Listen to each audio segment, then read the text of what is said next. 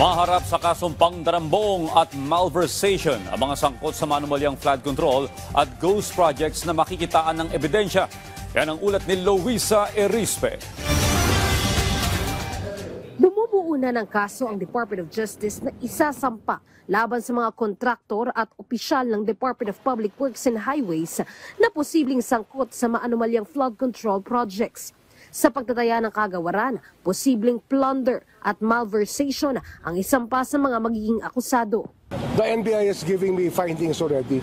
Nagbibigay na sila ng findings about those projects. And we'll be filing cases very soon. Titingnan namin kung kaya plunder. We'll see. Malversation, sigurado. Hindi pa idinitalye ng DOJ sino-sino ang mga masasangkot dito o kung may mga kilala na bang personalidad na makakasama dito. Pero hamon niya, ngayon pa lang, kung may gusto nang magsalita at tumulong sa investigasyon ay lumutang na. Bukod kasi sa pagsingil sa mga umano'y ninakaw nila sa bayan, posible ring habang buhay na pagkakakulong ang parusa dito. We will rely on the evidence. Cooperation will go a long way.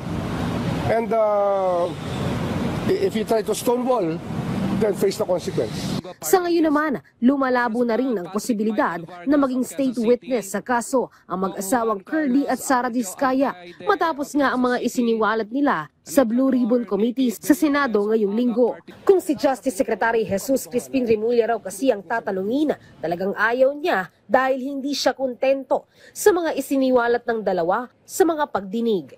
Kailangan sabihin lang buong katotohanan, hindi pwedeng selective. Sa mukhang hindi tayo papunta ron. So, talagang sinabi ko kay Senate President, na kung ako talaga ayokong bigyan niya ng ganung status kasi hindi forthcoming. Dapat dyan talaga to tell the whole truth. Nang tanungin naman si Remulla, paano kung ang engineer ng DPWH na si Bryce Hernandez sa maging state witness? Sagot niya lang rito. We will evaluate everybody. Evaluate natin yan. We have several laws that concern whistleblowers. Among them, the Whistleblower Act and of course, the rules of court and other jurisprudence on state witnesses.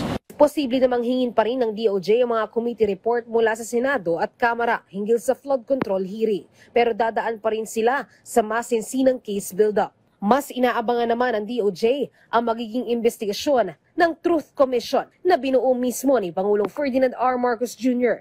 Ipinagtanggol pa ni Remulla ang Independent Commission dahil nga sa kumwestiyon sa legalidad nito. Ang naging comment dyan ng Korte Suprema noon, it was only pointing to a specific person. It was actually a commission against GMA alone.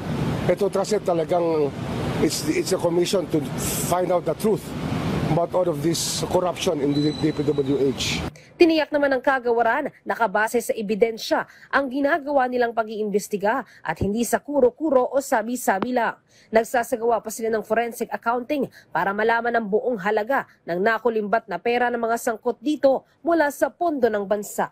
Luisa Erispe para sa Pambansang TV sa Bagong Pilipinas.